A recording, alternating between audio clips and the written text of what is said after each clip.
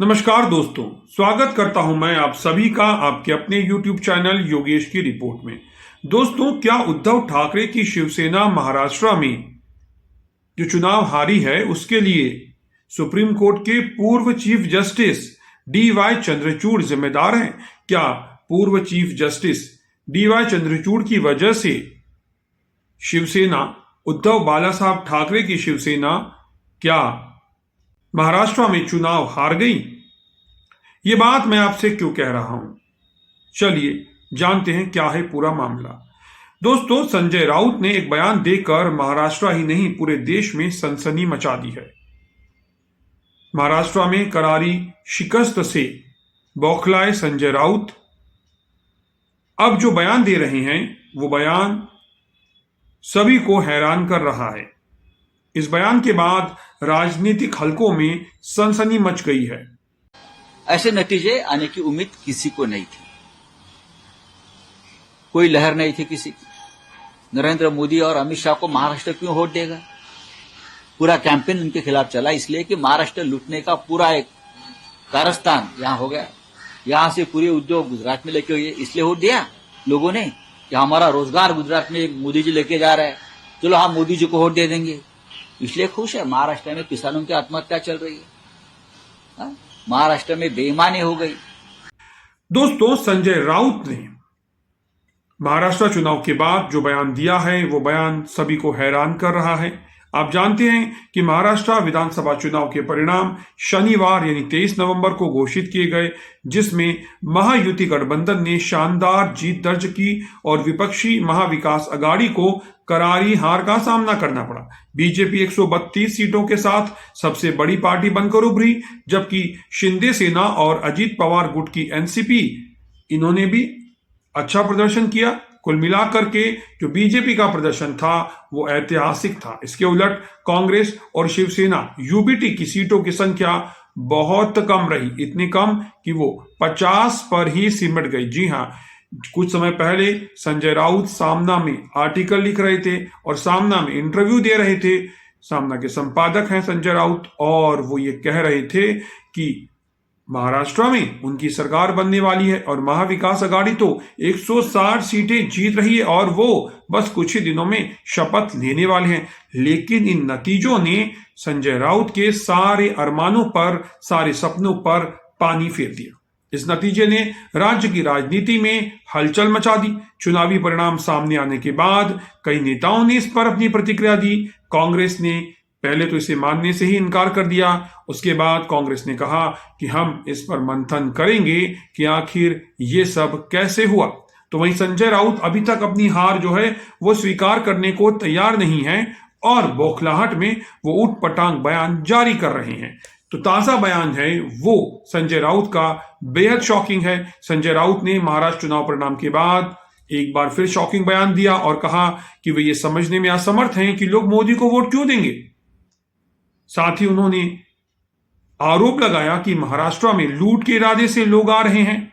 राउत ने यह भी कहा कि न्यायमूर्ति चंद्रचूड़ के फैसले की जिम्मेदारी है और उनका नाम इतिहास में काली स्याही में लिखा जाएगा, क्योंकि वे किसी बड़े फैसले को लेने में असफल रहे और अंततः रिटायर हो गए।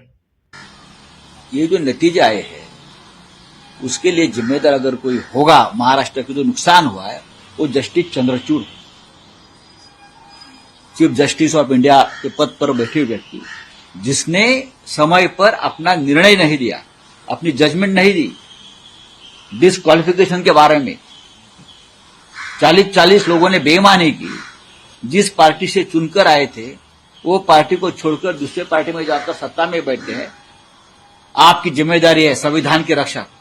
आपने अगर निर्णय दिया होता तो ये हिम्मत आगे कोई नहीं करता। आपने वो आज भी वो खिड़की दरवाजे खुले रखकर आप वहां से रिटायर हो गए।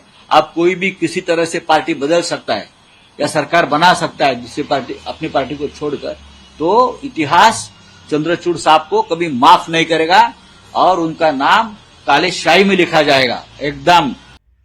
तो वो बड़ा फैसला कौन सा है जिसकी तरफ संजय राउत इशारा कर रहे हैं?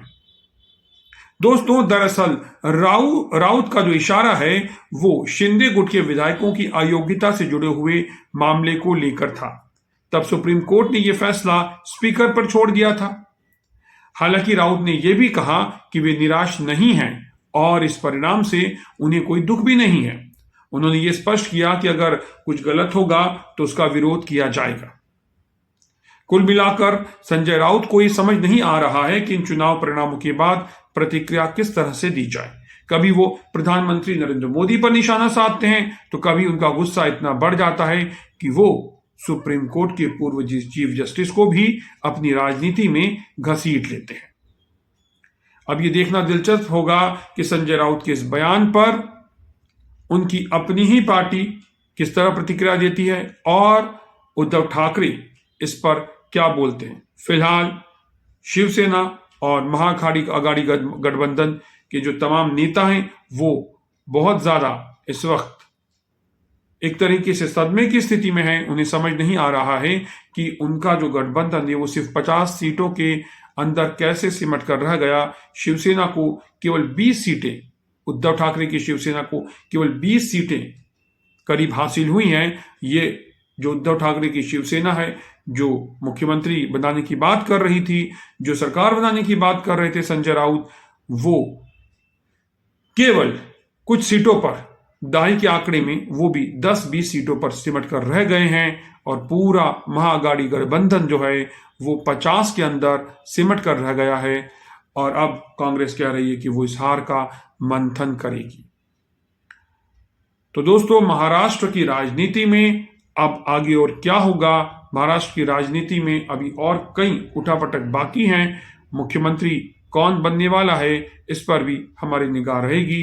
फिलहाल संजय राउत के इस बयान पर आपका क्या कहना है, आप हमें कमेंट करके बताएं। क्या संजय राउत का इस तरह से बयान देना और सुप्रीम कोर्ट के पूर्व चीफ जस्टिस को राजनीति में घसीटने की कोशिश करना सही है या फिर नहीं? उनका प्रधानमंत्री नरेंद्र मोदी को निशाने पर लेना और फिर सुप्रीम कोर्ट के पूर्व चीफ जस्टिस को भी निशाने पर लेना, क्या ये उचित है?